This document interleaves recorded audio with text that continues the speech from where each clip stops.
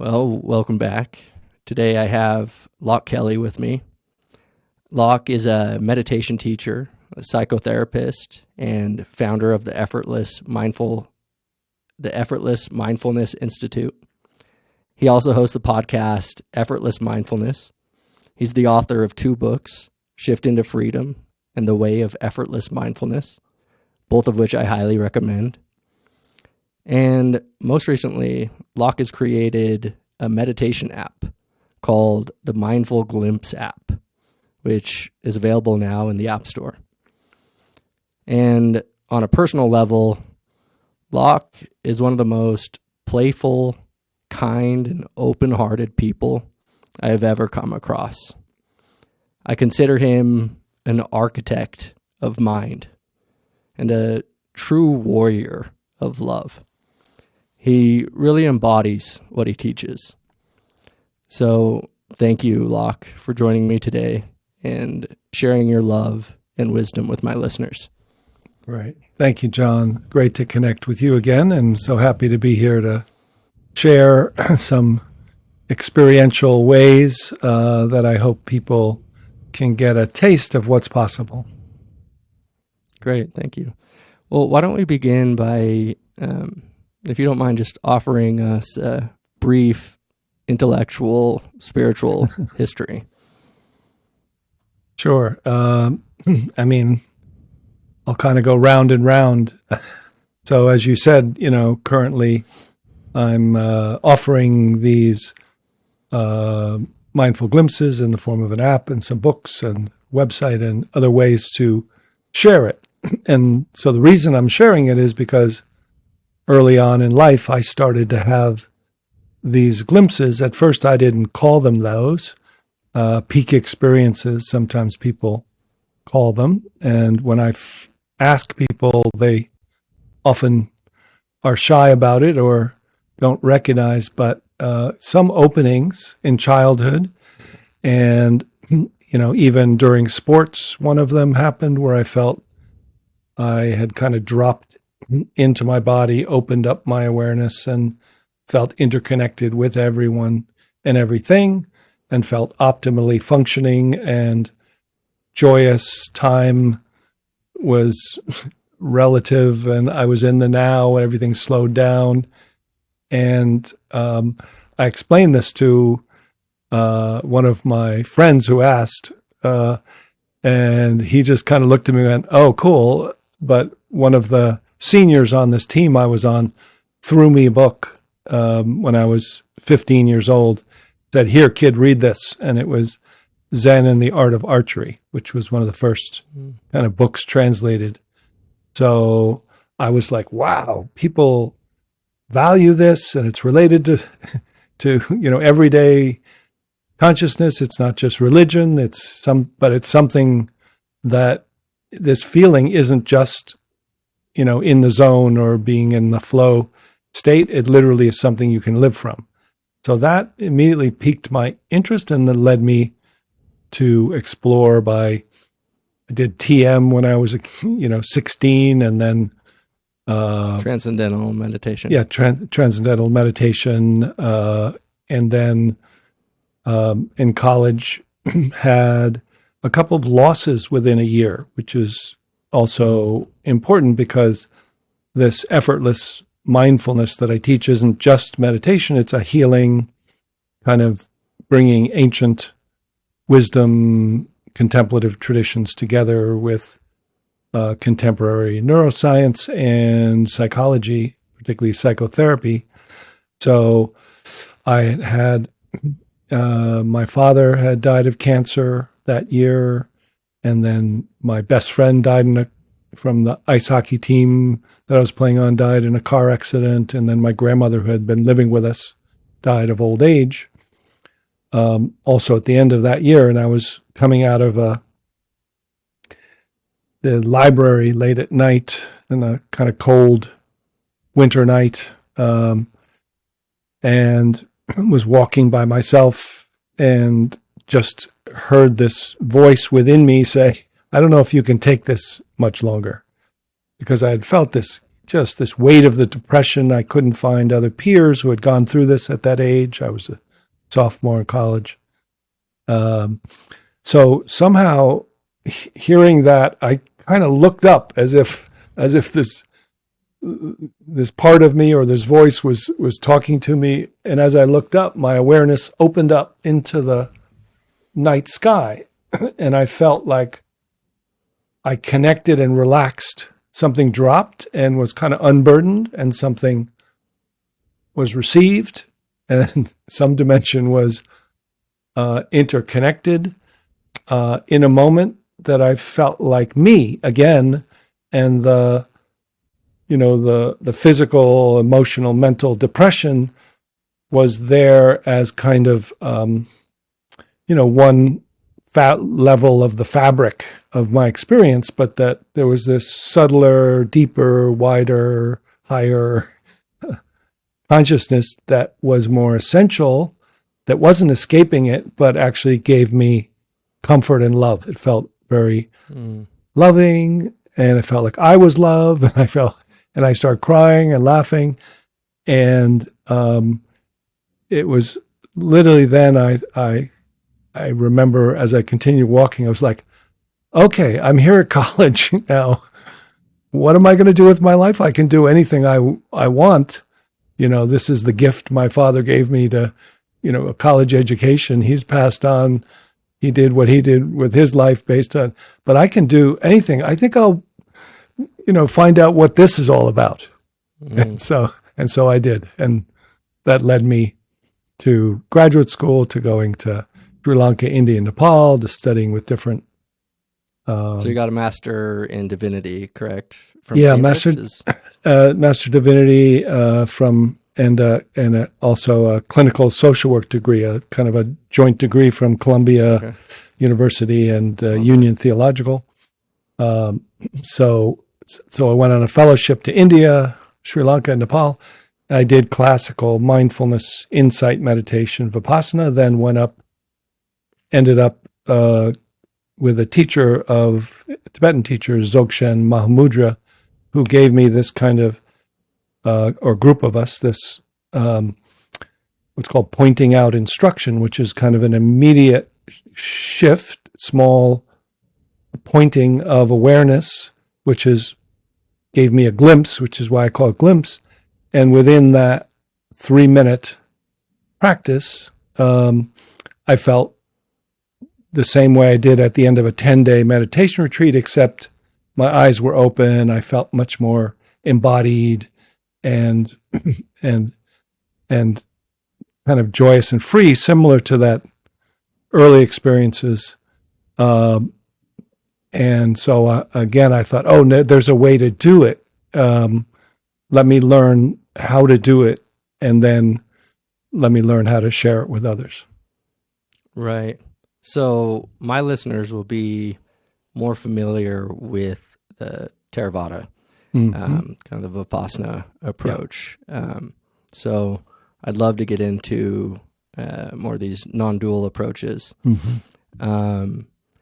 I want to back up a little bit and just pick up on you mentioned that you had 3 deaths early on in your adult life, and that had a real impact.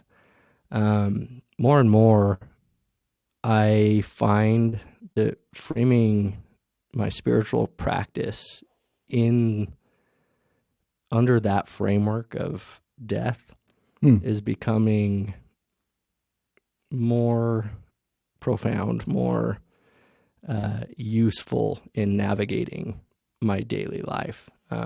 I think I mentioned to you when at your retreat at Blue Spirit in Costa Rica, that for 2023, I made the commitment to meet death every day.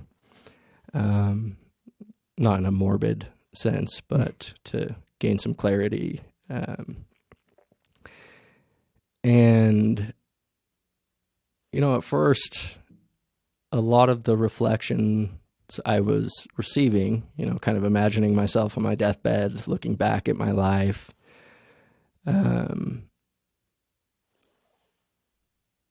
I was really focused on how I was showing up in relationship.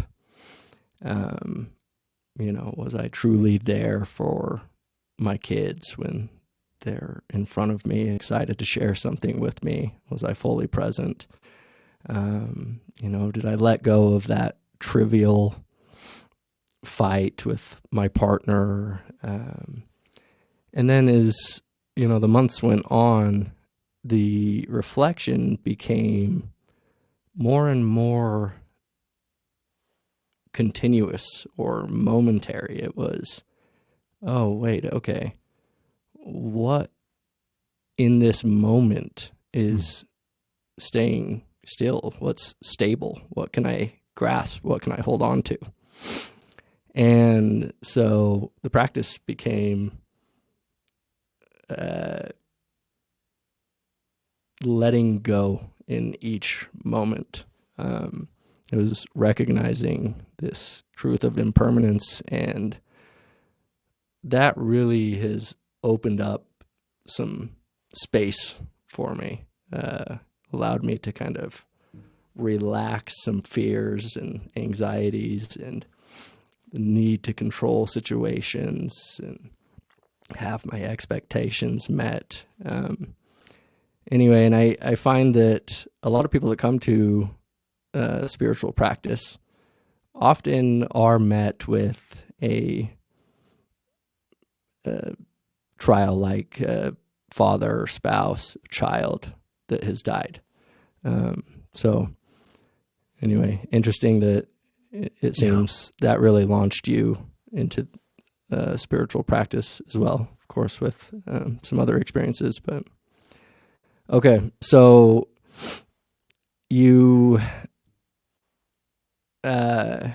went to Sri Lanka on a fellowship. You studied Vipassana there and sat retreat for how long?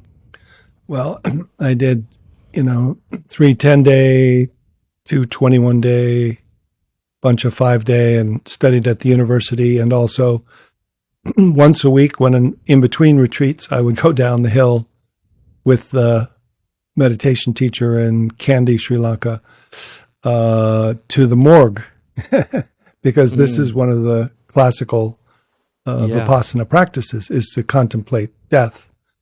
And, so that was, the meditation on impermanence. And, certainly I had, good training, good meeting of, at that young age in my 20s, kind of as much as I could realize that what it took me into at first was kind of a, fear would come up. I'd have to, fear of death and feeling of loss and sometimes even trembling. And then, as you said, kind of going through the moment into the now and finding this eternal now that doesn't come and go, that can't be hurt, that is essentially okay and feels this essential well-being. And then the non-dual part of that is that it is not separate from this impermanent and kind of precious but vulnerable human body that could go and die anytime. And yet, what a miracle, what an amazing opportunity to take the next breath and to show up and to start to see which part is the fear, which part is the drives of, the classic, greed, hatred, and delusion, or grasping and pushing away, and let the human body have its due, that it gets sad, it gets fearful, and recognize who or what is aware of it, and not from a distant witness, but right from within and all around, in a way that there was a kind of a mixing of the ultimate reality that is always okay and well and can't be hurt, and the relative reality that gets hurt, that feels all natural human emotions. And it's not that they go away or that thoughts go away, but that it's a matter of who or what they arise to that changes. Right. Yeah, with the Theravada tradition, I do see a potential pitfall, because as you begin practice, you're starting from this dualistic mind. There's the meditator and then the object of meditation. And of course, I think that there's utility in learning to develop things like concentration, equanimity, which you often refer to as kind of the mindful witness. But yes, there is this, as you move through kind of these progressive stages,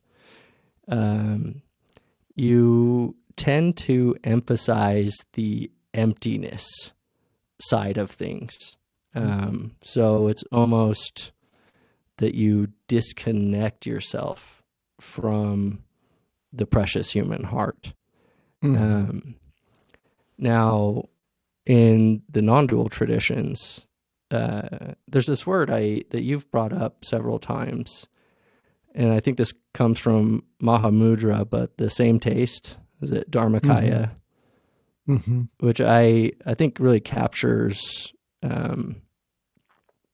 this, what you just tried to express, kind of getting two sides of the same coin.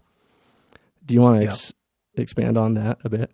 Sure. Yeah. Yeah, there's either the three kayas. They talk about Dharmakaya, which is pure awareness, then Sambhogakaya, which is kind of the changing contents of consciousness, and then Nirmanakaya, which is the way that you live in the relative world from wherever you're living. So, but the same taste is I would say that in some ways that in Vipassana, the insight is insight into who you're not, into the emptiness, into the no self, into the change. Right. And that the insight in the more effortless Mahamudra Dzogchen is insight into who you are. So that when you deconstruct the current one you thought you were, then the transition is no self, but that if you don't find out where you're aware from, that's not the small ego self, then you're left in this either robotic or detached, disembodied consciousness. So the pointing of the kind of the unfolding of the tradition of mindfulness from Theravada to Mahayana to Dzogchen Mahamudra is to like curiously recognize, well, what is aware, and can I rest as this which is aware, which is not a thing, which is empty and yet awake. So that empty awakeness, some people can spiritually bypass, and there's certain non-dual traditions that say, oh, I'm only the awareness, everything else is illusion. So if you stop at no self, and then you can stop at pure awareness. But the Buddhist non-dual version is that requires that you have at least a glimpse or a taste of that which doesn't come and go, of that which is empty but awake, and where you're aware from. And then the question is, what's its relationship from that ultimate to the relative? So what's the experience, or what's called, dependent arising or co-arising wisdom, which is that the awareness and the aliveness are not separate. They're simultaneously or interconnected, more like an ocean and wave, ocean of awareness that's arising as a wave of your body, thoughts, feelings, sensations. And you feel this kind of interconnection and a ground of, the ground is now in awareness and aliveness, and not in thought or small self or in a meditative witness that's detached. It's now, Right. and that, that's kind of an unusual premise, although many people know it from more of a external flow state, or what you do when you have free time. You do what you love, and you go into this consciousness where your ego relaxes. You feel interconnected with everything. You're optimally doing the thing you love, whether it's a sport or walking in nature, or playing an with instrument, a dog, playing an instrument, right? Anything like that. So there is this pointing to its natural quality. Right. So you've kind of laid the premise for us. Do you mind walking us through one of your glimpses to give us a more experiential understanding of what we're talking about here? Great. Yeah. So we'll hopefully do a couple of them, but this one. So often, some people like to go in, like the awareness is within. Others go out to come back in. If you go in, you have to open up to come back. So this one, we're going to go out and come back in. So this is done by an inquiry. And so I'll just set this up with a little summary of what I just said, which is that the current operating system, which Vipassana and insight meditation consider this small self center or ego center or thought-based self-referencing way of orienting our me, who's me, if that is a part of us and can just relax, and if the premise is there is an awake consciousness that's here when that relaxes, that it's not either I am smart and fast thinking and scanning for danger, or I'm in this empty, detached, meditative state, but there's actually an awake, aware, embodied, responsive consciousness that isn't thought-based. So that's the premise that makes this direct path different, that we're going right to the solution. We're going to let the problem relax, and we're going to go see if the solution, meaning the awake consciousness, is already possibly aware, even for a minute or two. And the key is that you can't go back to thought to check whether you're there, that you're actually coming into this kind of more intuitive, optimal knowing, like you do when you're in a flow state, that you don't have to think about thinking. You're just right, awake and here. So that's the premise. So it gives you you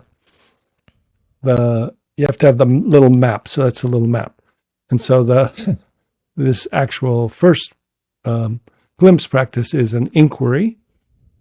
That's a lot simpler than the explanation. So here's how it goes. So just consider, understand with your mind, and then look with awareness. What's here now when there's no problem to solve?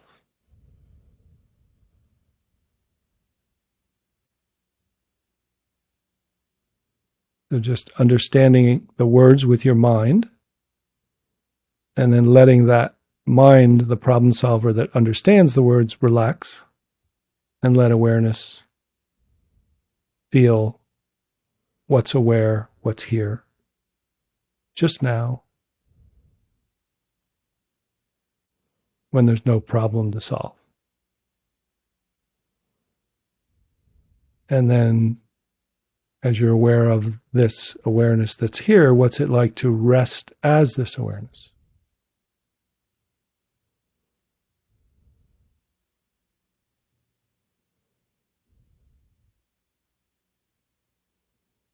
And then speaking to the awareness, when you rest as this awareness, what's the relationship to vibration, sensation, thoughts, your body, and the room?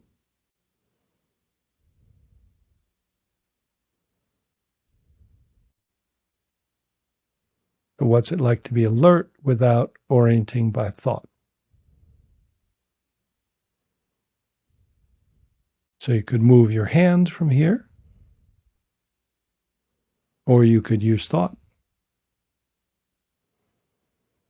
But you don't have to check with thought to be awake and embodied and responsive, and notice the qualities that are naturally here. What's absent is maybe even easiest.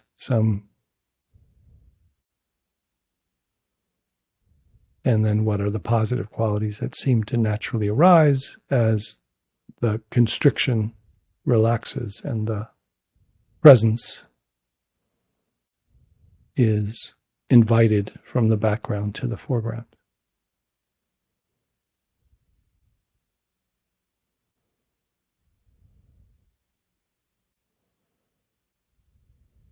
So just notice the tendency to go to thought to check, but just notice who or what is aware of that checking. Checking can happen, but where are you aware from that doesn't have to check, that's effortlessly mindful? So this is the effortless mindfulness. It's not that it takes no effort, but when you discover it, you recognize, oh, the mind is checking, but let me find the awareness that's already aware without my help.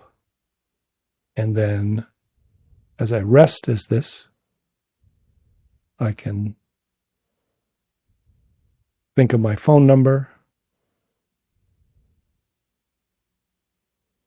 and then let it go into peace of mind. That is alert, not sleepy, not spaced out, but definitely new, may have a new feeling. So there's kind of like riding a bicycle. You're kind of like, whoa, wait a minute. Shouldn't I be thinking? It doesn't feel the same. Some people, it's immediately like, oh, good, relief.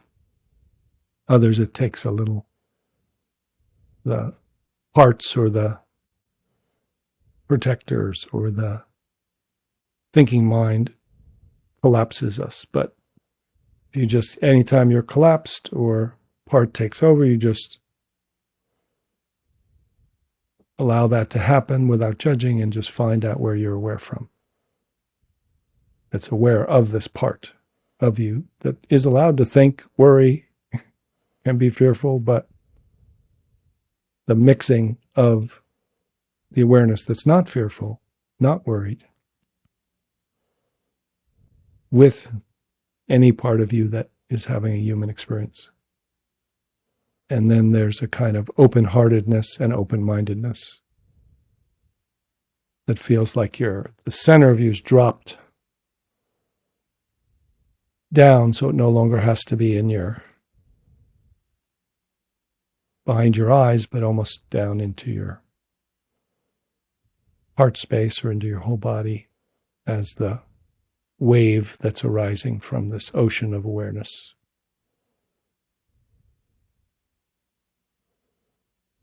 So that's kind of a short glimpse or pointer, right to, usually they'll, if it's an evening or a weekend or my app, there's all sorts of intro and setup and preparation, but just notice that even if it was for 1 second, 3 seconds, 1 minute,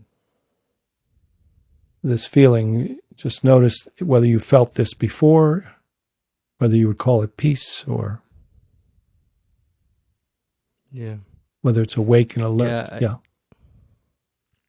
I really love the prompt, what's here now when there's no problem to solve. It really just cuts away that problem solver and opens up this tremendous, vast space. It's almost like you fall through the floor and then realize, oh, it's okay because there's no ground.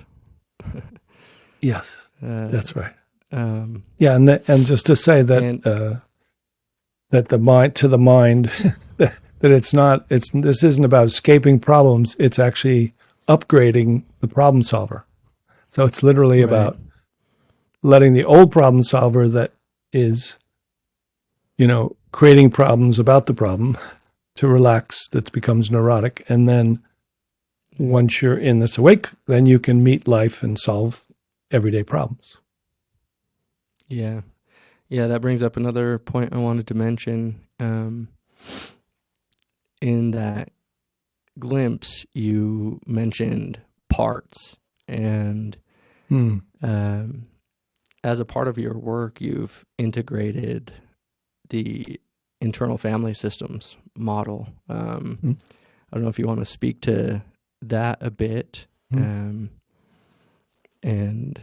I personally have found it tremendously useful. And in meditation, often the ego gets a bad rap, but like you said, it's not like we step away from all our problems. We still have the day to meet our life, our problems, and it is more of an upgraded problem solver that allows space for this thinker and other parts of us. But it navigates our daily lives with a little more discerning wisdom.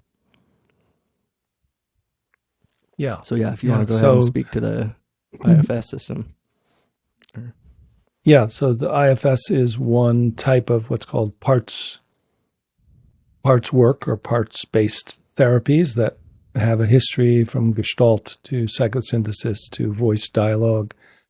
And it's a more contemporary version that has a very elegant system of describing the way that thoughts, feelings, sensations, and worldview come together. So when you sit in meditation, for those who have sat and calm the body and mind and then do a kind of mindfulness of thoughts, feelings, sensations, you can see that the small self is made of changing thoughts. So you can go from a sense of solid self to deconstructing it to anicca or change or no self. And then whether you go to awake awareness in effortless mindfulness or you stay in the mindful witness, either way, you're going to have to come back as soon as you get off the cushion and walk around. And when you walk around, you can't remain either in pure awareness or in a mindful witness that's detached and somebody's saying something to you. How do you, weren't you going to give me that report? Oh, that's just a thought. And they're treating me like I'm a solid person, but I'll just respond with words, So what happens is thoughts, feelings, sensations, and the role or the persona is such an important central experience for us in the world. So is it that now we're, by being in that persona or feeling negative emotion, that we're no longer awake or we're no longer meditating or we're not mindful? Or can we accept those emotions as patterns? So in Vipassana, they're called sometimes kleshas or skandhas or mind objects in the foundations of mindfulness. But this is saying that even something like the small self, which we call an ego or an ego manager, that once we recognize, we're more the awake consciousness, some systems then say, then you're no self, there's nobody here named Loch, there never was, it's just an illusion. But in this parts-based system, there's a ego function or an ego manager that's very important and that's been trying its hardest to help out and keep you safe. And so you start to relate to your body and your mind and your human personality as if it's part of the show, not the center anymore, but not negated, not an either or. But so there's a similarity in this psychology to a non-dual experience, that there is no bad parts, that the parts of you are trying, even the rageful parts and the judgmental parts are confused and trying to help you be safe. But as soon as you recognize them from what in IFS they call self with a capital S, self essence, self energy toward the parts, then you can unburden the parts from their confusion or their burden of trauma, the more childlike parts or exiled parts that have been hiding away, holding a shame-based view, I'm not good enough, I'm worthless. So those parts can be met by this true nature or self or awake consciousness, and then interconnected with in a way that they're not two, so that there's a liberation or a unburdening or a feeling that, okay, I see you, I'm with you, it's okay. You don't have to feel like you're worthless. That's a view that you held since childhood, and now you can release that because you're now here and now. Right. I've found that in sharing your work with people, that your self-compassion meditations really just allow people with traumas, people who are carrying, self-worth, they have a lack of self-worth or shame or guilt. It really guides them to this space where they can meet these parts with real understanding and compassion and allow for healing and transformation to begin. Do you mind maybe walking us through a brief self-compassion glimpse? Sure. Yeah. And the interesting thing is, just to distinguish it again, as we're kind of distinguishing conventional mindfulness with effortless mindfulness as two versions of a similar kind of practice or continuum. And then same with what is traditionally called self-compassion, which is, feeling like there's a hurt part and then trying to be compassionate toward yourself as like a loving kindness or self-compassion. So really what this is can you be aware of those two parts, even the one trying to be compassionate, from a dimension that's naturally loving and that is who you are and is kind of almost receiving support too from the universe, or the feeling of connected to something that is safe and grounded and loving. So this is the unique premise again. Yeah. I really like the image of the hand on the back, which you've used at some of your retreats, but that bigger, loving, awake, compassionate awareness that has all of our backs supporting you. Yes. Yeah. So there are some even, in kind of doing effortless mindfulness, we did a direct glimpse, but often the first stage is in mindfulness is shamatha, or calm abiding or peaceful abiding. And so it's important to find a way that works. For some, it's concentration or one point of attention. For others, it's kind of yogic breathing, 3-part breath, or even neuroscience now they have called the box breathing. And what that does is it calms the nervous system, takes you out of fight, flight, freeze. And that's really what we need, is just for a period of time to do some kind of calming. Then as soon as you're calm, you can go and upgrade to this awake consciousness or this unconditional loving presence, so that you don't have to feel like you have to do 3 years of calming practice to go to the next level. You can do, once you learn how to do that and you feel calm, now you can. So So there are hand gestures some people feel just by putting your hand on your heart space.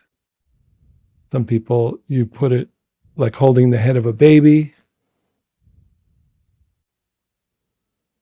Or you can, kind of create some heat or some energy and do that. And we're not taking a lot of time now, but you'll feel how it's almost like a click. When you do it just the right amount of time, it's literally your nervous system will just go like that. And the other one is called a heart hug, which is putting your hand on the side of your heart and then almost like you're receiving and giving a hug from yourself. You're receiving it from the unconditionally loving self. And then you feel as if you have the supportive awareness behind your back. And it coming in when you put your hand here or there. So those are just, again, kind of some simple glimpse style calming practices that the key is everyone's system is different and they can need to find what works for them. You don't have to just do one tradition or, but learn what is the principle that we're doing. So shamatha is the first principle, calming your mind, calming your body, soothing the animal.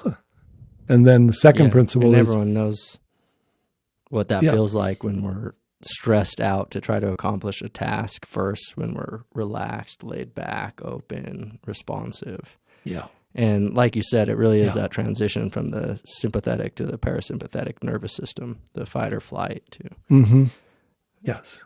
And just to add to that, another modality for people with trauma that seems to be showing a lot of success is the EMDR. I don't know if you're familiar much with that modality. I'm trained in EMDR, yeah. Oh, amazing. Yeah, that's anyway very good for some people. Yeah, very, very immediate, kind of a glimpse style practice because it just takes a series of sessions. It's not something you need to be involved in for a long time, and it's not a real, thought-based. It's very body-based. System, right? EMDR. Yeah. Right. Yeah. So we can just kind of go through that feeling of the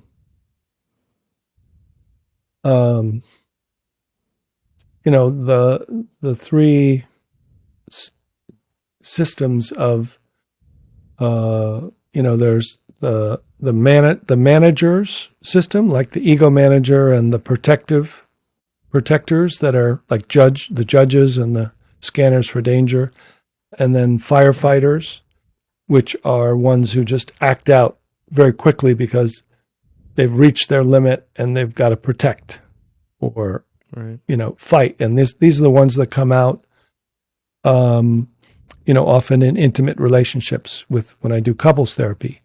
The protectors, called firefighters, will just start screaming, no, what do you mean you're telling me to take out the garbage?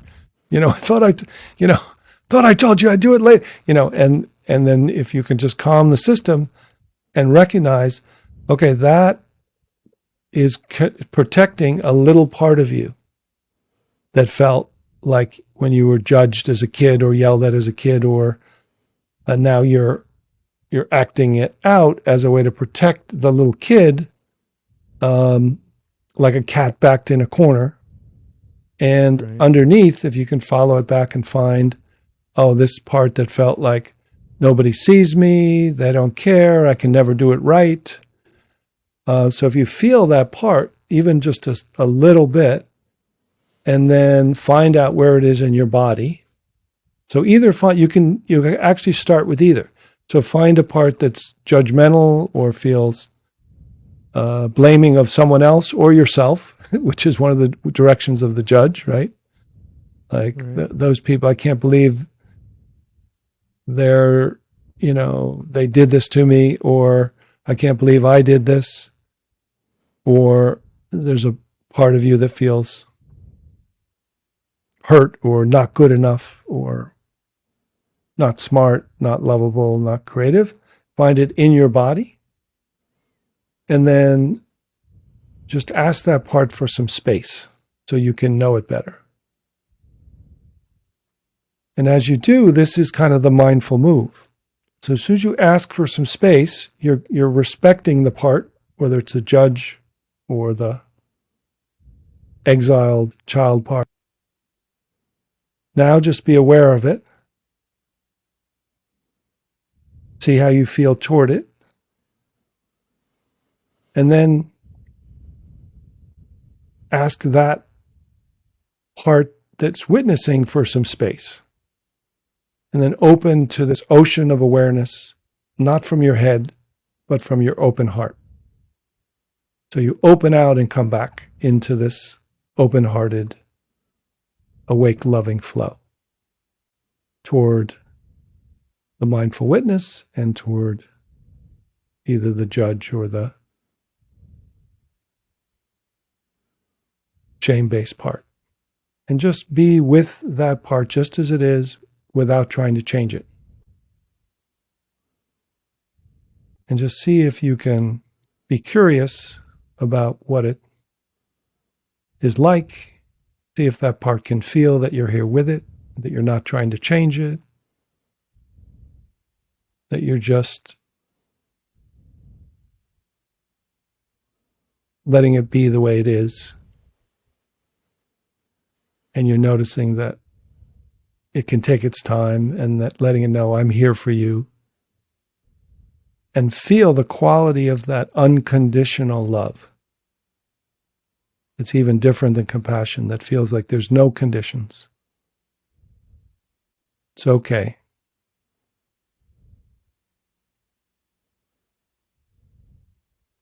And then just as you're aware of it receiving, see how you feel toward that part. And whether that part can receive that, even a little bit, maybe not completely because it's still defended. And then just feel, what is the unconditional love like? What is it like to be unconditional love toward any part, toward your body, toward this part? And then just let yourself again come back to that one part, but then your body. And just for this short practice, we're not completely unburdening that part. We're just actually feeling what it's like to be unconditionally loving, even for a glimpse. How do you feel toward imperfect? How do you feel toward judging? If it's really trying to protect you, how do you feel toward a young part that felt like it wasn't good enough? And then the key is, how do you feel as unconditional loving that's not separate from whatever arises?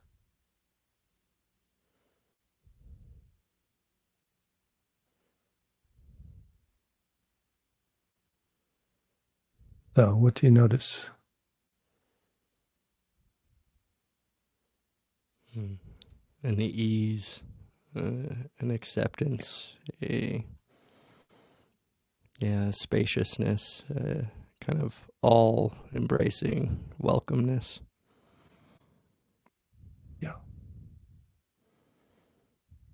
Yeah, thank you. Powerful. As I told you, off the mic, I've had some of my childhood traumas resurfaced recently. Mm-hmm. And that really opened up some space for me and allowed me to tap into some just unconditional goodness and love. So thank you.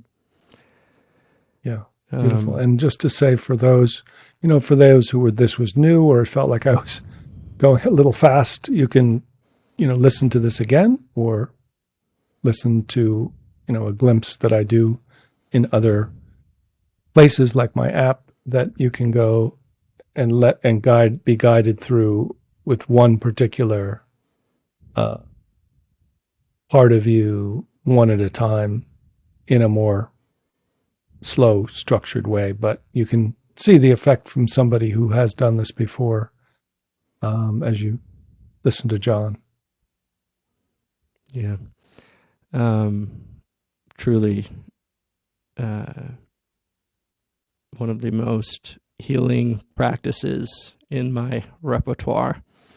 Like I said at the beginning of the podcast, Loch is my love warrior when I'm in need of some of that unconditional love. He is at the top of the list. So, yeah, please check out his app, and his books are tremendous as well. But, okay, so something else I want to discuss is at the most recent retreat I attended at Omega in New York, you handed out a questionnaire, the Pankey Richards questionnaire. It's used at Johns Hopkins for post-psilocybin treatment. And I don't know, do you want to kind of speak to the types of questions on this questionnaire? Yes. Yeah, sure. So, as John says, it's interesting that in some ways the effortless mindfulness approach, sometimes it goes in first. We drop from head to heart, which is another type of glimpse. But the way we did it, what's here now when there's no problem to solve, it's as if we're going more spacious and more disembodied in order to come back subtly to being embodied and then finding love. So it's fascinating that we don't start by trying to be loving or trying to, imagine loving kindness or compassion, that we literally step out of all conditioning into this foundation of okayness and this ground of intelligent, spacious awareness rather than intelligent, thought-based, positive thinking or negative thinking. We literally unhook from conditioning into the foundation of pure awareness that then arises with the same taste as aliveness and then interconnects in a way that reveals that the foundation is unconditional love, or what's called bodhicitta, or awake loving flow.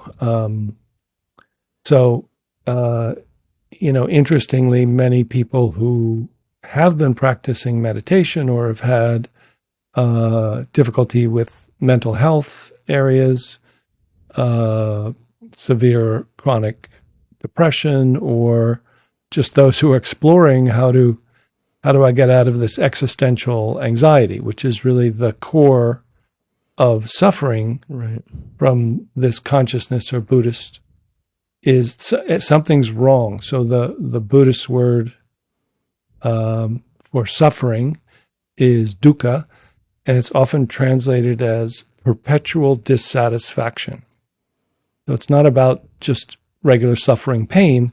It's about, okay, whether I'm happy or whether everything's going right or something's not quite right. And what that is a case of mistaken identity. In other words, it's trying to operate from that small self that's always scanning for danger, looking for a problem to solve, and projecting worst case scenarios into the future and not accessing this already unconditionally loving presence that we are. So it's hiding it.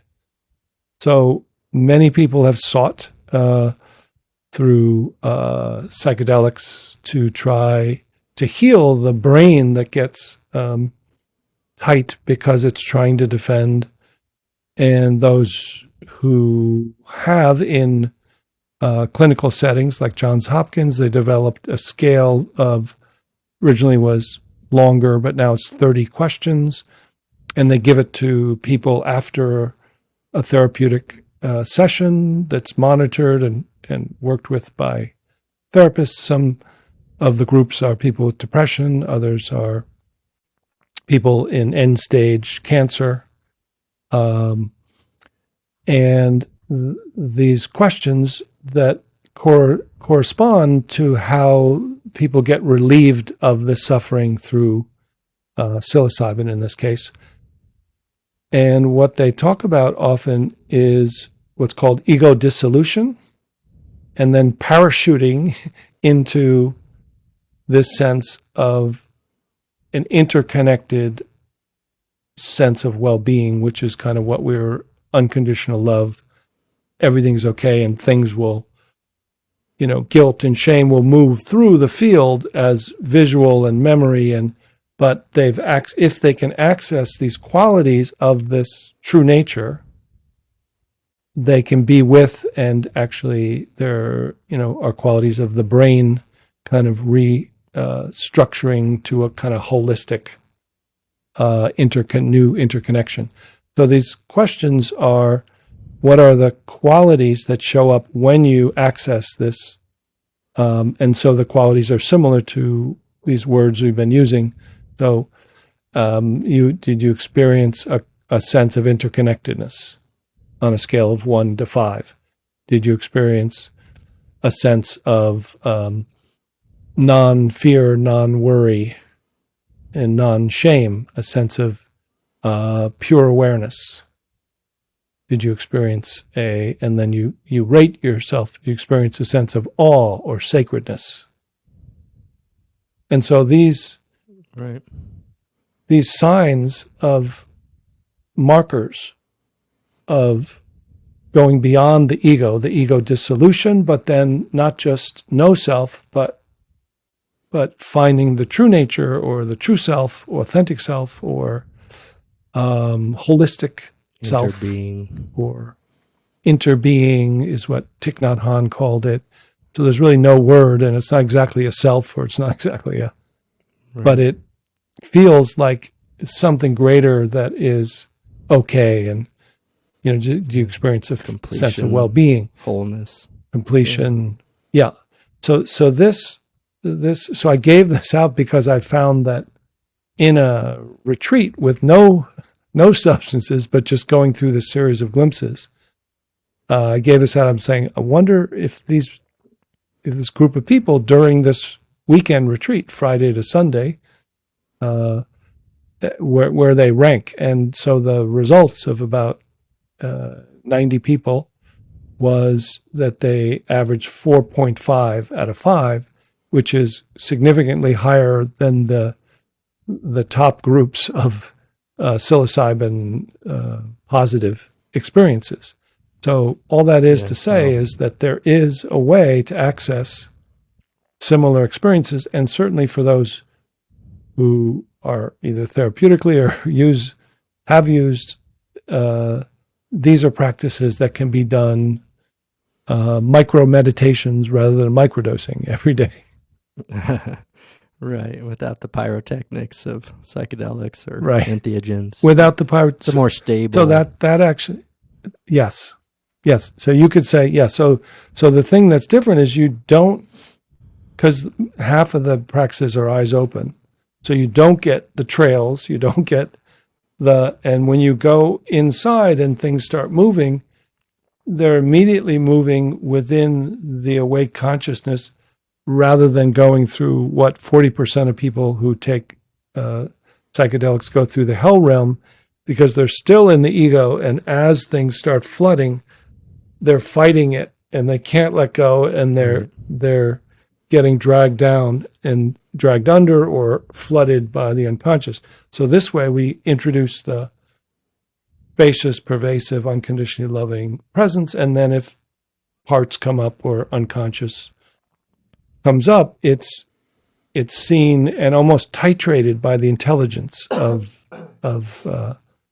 the awake consciousness about how much can come up during a meditation. Whereas when you take a substance, you've given over all all control of what is more visual and more externally visual and internally, depending on medicine. Right. Right. Yeah, you shared these results with me, and I wasn't surprised. I have a long history with psychedelics and entheogens, and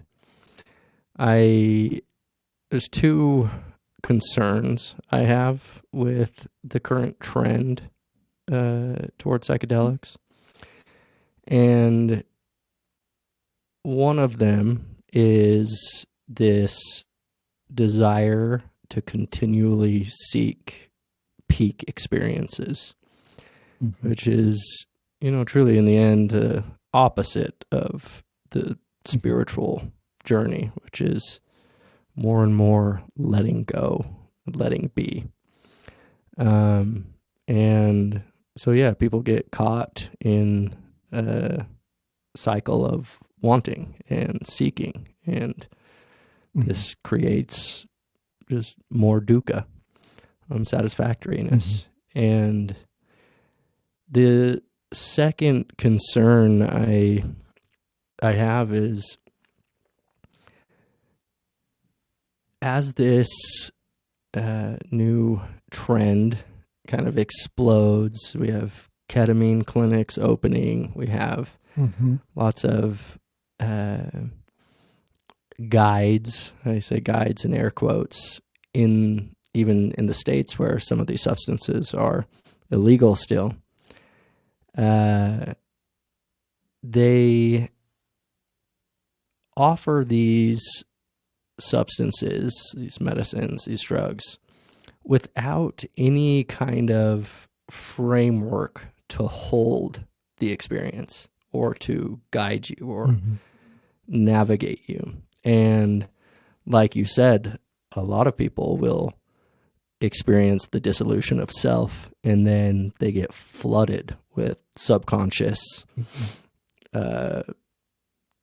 visions, traumas, fears, and there's nothing to do with them. There's no support.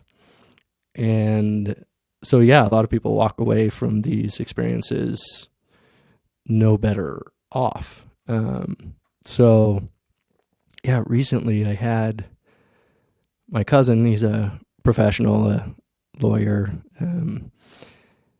works in the tech world, Silicon Valley, and he had a friend that recently opened a ketamine clinic. And so he went ahead and tried it out, and turns out the owner of this clinic, his friend, has actually never tried the substance himself. Wow. Now, his reasoning was, I don't want to be a doctor that gets high on my own medicine. It's like, oh, okay, there is something, there's a kernel of truth to that, but without understanding the experiential process, how can you really guide your patients? Or anyway, so my cousin, he goes in, he gets hooked up, he gets this ketamine treatment, and then they kind of come in at the tail end and rush him out.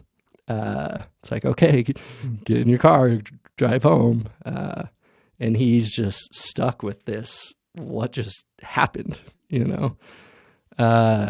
So, yeah, in general, I feel like we as a culture need to kind of pump the brakes, slow down a little bit. I don't want, there's, of course, I feel tremendous value to different drugs like MDMA in a therapeutic setting, and psilocybin with these existential concerns with cancer patients. And but yes, more and more I am shying away from psychedelics and entheogens and trying to orient people to this more sustainable approach, which, these non-dual glimpses that you're offering really provide. And, yes, someone can take 3 to 5 grams of psilocybin and they will realize there's something there. There's no question. And someone may sit and do some kind of guided meditation for 10 minutes. Maybe they do that for a week, for a month, and they don't get anything out of it. So, yes, I see pros as well. And for me personally, psychedelics certainly opened me up to the spiritual realm. You know, I was kind of the staunch atheist, the critic, and after taking psychedelics, I realized, oh, you know what, there's this whole realm here that I was totally unaware of and ignorant of. So, anyway, yeah, again, back to your results, I'm not surprised. And again, as I said at the beginning of the podcast, you really are an architect of mind. I don't think I've shared your meditations with many people. I haven't come across someone who there was no impact, right? So, you know, and yeah, it may not be this mind-blowing experience at first, but it will definitely soften the heart, open the heart, and over time, you know, you get one glimpse, and sure, maybe it's only a brief second, a moment, but then you do it again and again, and over time, these glimpses start to become a more habitual way of moving through the world and orienting. I don't know if you want to respond to any of that. Yeah, no, I tend to agree with you and your hesitancy and evaluation, and yet I also recognize it's become such a trend that why not give the map? So in some ways, the effortless mindfulness approach and the mindful glimpses give a map and some pre-sense, and they're also a tremendous way of integrating if people do decide to try psychedelics, which, as you said, as Ram Dass famously said, who was a researcher and then a meditator, that psychedelics are a good window, but not a great door. Right. So they can open you up, and then, but having a daily practice or an orientation to what is this true nature, how does it relate to my emotions and the unconscious material that came up quickly. Now it's still, it didn't clear through. It's going to come up again slowly now. How do I respond to it, and who am I? So the best of psychedelic experience and the best of non-dual, embodied practice is you recognize who you are, and you recognize that the primary dimension of your consciousness and the universal consciousness are not different, and that you have this new ground of wellness and wholeness that can be with any emotional condition that shakes you, because the capacity is now so big and so loving. Right. So as soon as you find so that's the thing that it can show you, which this also the glimpse practices show you, that the essential well-being, or that is a vast capacity of loving presence that's with the repressed contents and traumas of childhood and the mental attempt to try to figure it all out and keep in control. You see those parts are like, well, thank you for trying to analyze everything and Right. figure out how do I going to do it right? How am I going to do it right? If I don't do it right, everything is going to fall apart. It's like, okay, thank you, sweetheart. It's, I see you now, and we're not going to judge you for that. We're not going to say you don't exist. I just see that you're so exhausted. Could you please semi-retire and just relax from trying to be the driver of the vehicle and let yourself I'm not trying to extinguish play a little you bit and find the playfulness. Right. Yeah. And it's not, you don't need to go away. That's it's that semi-retire, you're still valuable. I still see your worth. Yes. Yeah. We're a team. You can relax a little bit and know that, this loving awareness supports you. So there's let me just say, I know several of you, of course, are still going to dabble with psychedelics and entheogens. And if you do, I highly suggest that you pair that experience with some kind of meditation framework. So not long ago, River, my partner, and I did a ketamine session, and we actually went through 10 to 12 of Loch's glimpses throughout that session, before, during, and after. And my partner, she said, so the words that came to her during and after that experience were safety, security, vastness, compassion. And with one of Loch's self-compassion glimpses, it allowed her to really connect fully with her body for the first time. And then not only to stop there, but to transcend her body and realize that, I am so much more. So yeah, just throw in some caution, please, pair these experiences, treat them ceremonially, bring in some wisdom traditions to help guide the experience. Any case, yeah, be responsible.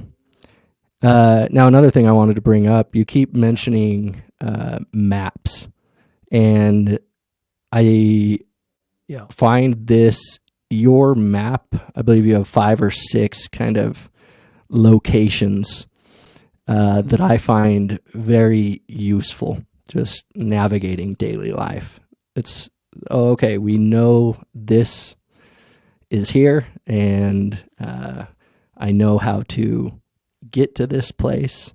So maybe for another brief meditation, do you kind of want to walk us through your map?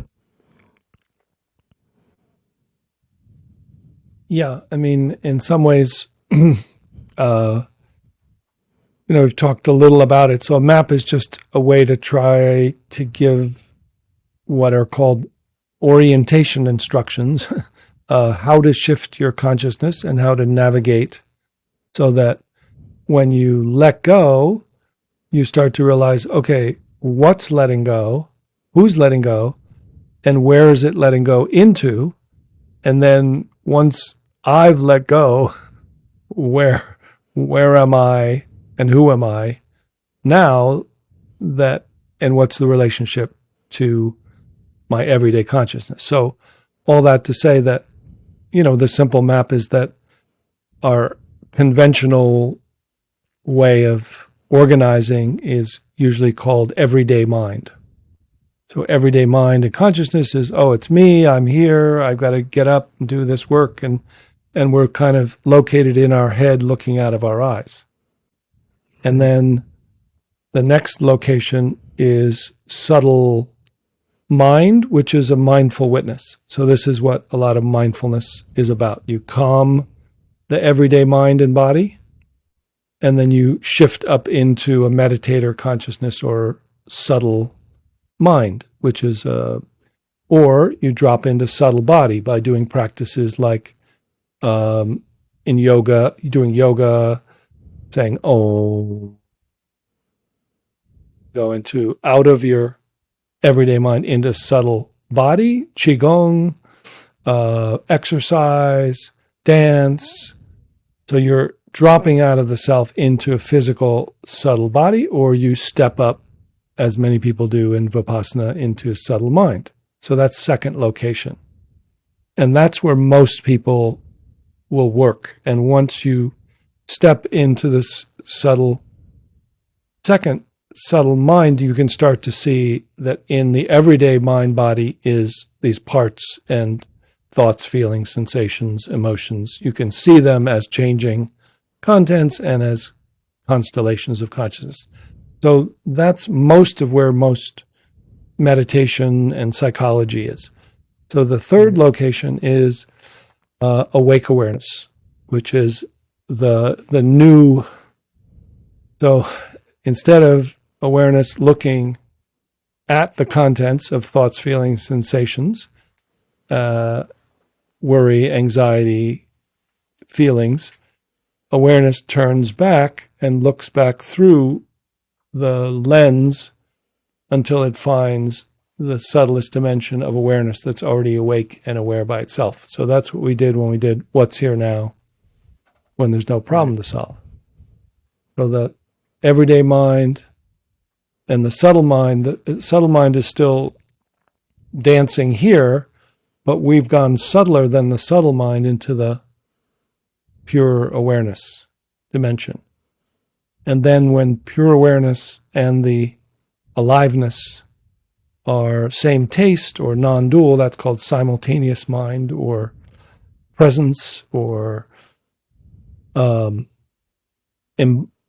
embodiment or interconnectedness or interbeing, as Thich Nhat Hanh called it, interbeing, which is interbeing here, but it's also interconnected with everyone and everything.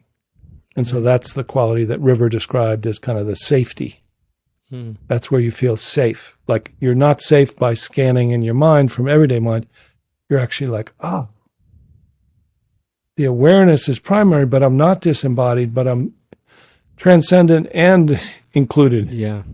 And then there's the heart mind is the fifth heart mind or open-hearted awareness or awake loving flow, where you've dropped from head to heart space and you feel like you're interconnected and you still have this wisdom mind that can use thought and emotion, and you're operating more from a flow, a wisdom flow, but it has this support of love.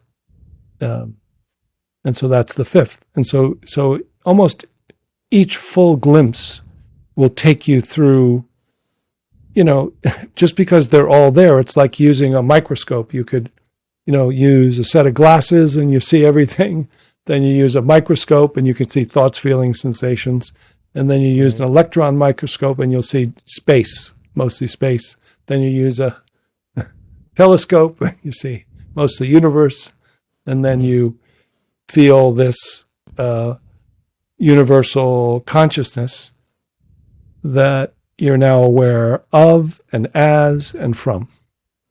Yeah. And so that then opens you up to beingness. And beingness, because it's not separate and not threatened, has a natural love. It has natural safety and a natural love. And these, a taste of this, that's why we do glimpses of this, because sometimes it just needs like what's called recognition and then familiarization, like, oh, right, that's me.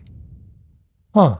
And then everything will relax. And then you may lose it and get back in the everyday mind will take over, but you kind of you learn to return during the day. And then it becomes like a developmental stage over time. It becomes more primary, more sense of who I am. And so that's the, so if we do it almost like, there are ways to do it slowly, but if you just almost assume that I'm talking to you, and when I'm talking to you, the already awake consciousness, because that's the premise, is that we're already awake. There's an awakeness, it's covered up, It's in the background. So if your awakeness is identified with this everyday mind, and the awakeness or the awareness can move itself and unhook and drop, just feel that awareness decenter. And move down so you're aware of your smile and your jaw from within your jaw. And then that kind of globe of direct perception can feel your throat and your neck from within. So you don't have to check back up to thought, and you don't have to stretch attention down, but you can feel as if you're aware of the effervescent aliveness, the physicalness, the space, and the awareness within your throat directly, and then simply let your awareness drop below your neck to feel your body directly from within. So what does that feel like to be embodied for the first time? And you can feel your whole body all at once, and then feel as if your awareness looks for this open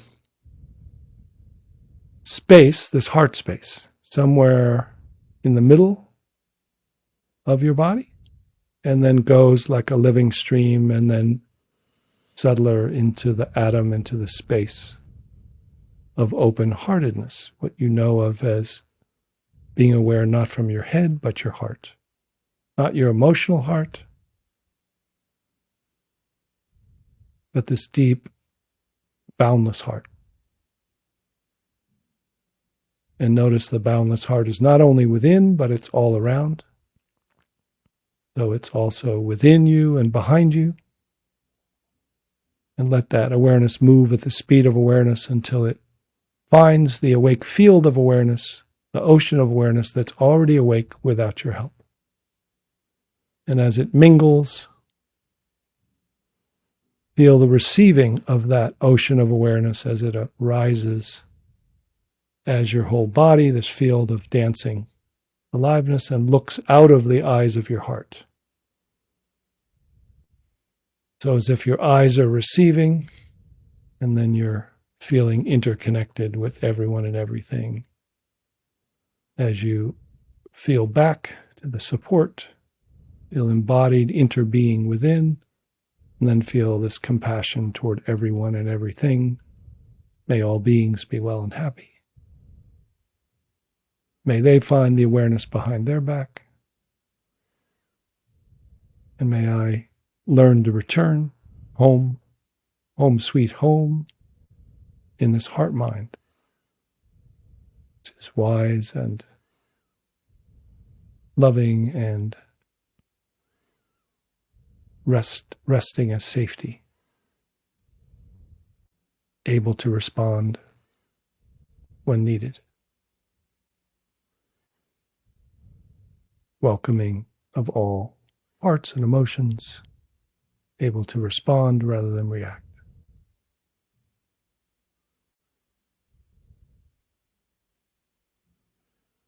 Just notice, is this a meditation state that comes and goes, or could this be a returning home to who we actually are, to which other states can now come and go?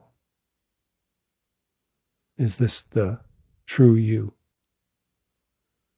Could this be? If it is, would you want to return and learn to live from here?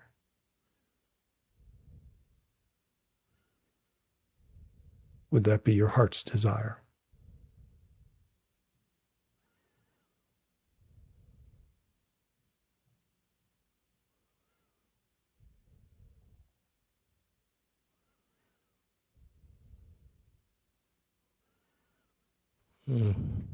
Well, thank you, Loch. I think that is a wonderful place to leave it. I really appreciate the work you're doing. If I can ever support you, please let me know how. Is there any place you would like to, if my listeners are interested, any place to send them? Of course, the app is available on the App Store, and I mentioned the 2 books, but where can they go to learn more about you? Yeah. So probably the easiest place is the website, which is just my name. Actually, we have a 501c nonprofit called Effortless Mindfulness Institute, but the website's lochkelly.org, LOCHKELLY.org, and you'll see the Mindful Glimpses app available, which is basically just a kind of a whole intro course of glimpses, all short, and then daily glimpses. That new one will come up every day, so it'll kind of start to give you this framework and this map and this, but through direct experience. So thank you so much, John, for your kindness and your real authenticity. You're just a tremendous being, and I always enjoy spending time with you. Thank you, Loch. All right, take care. Give Paige my best. All right. I will. Thank you so much. Give River mine. I will.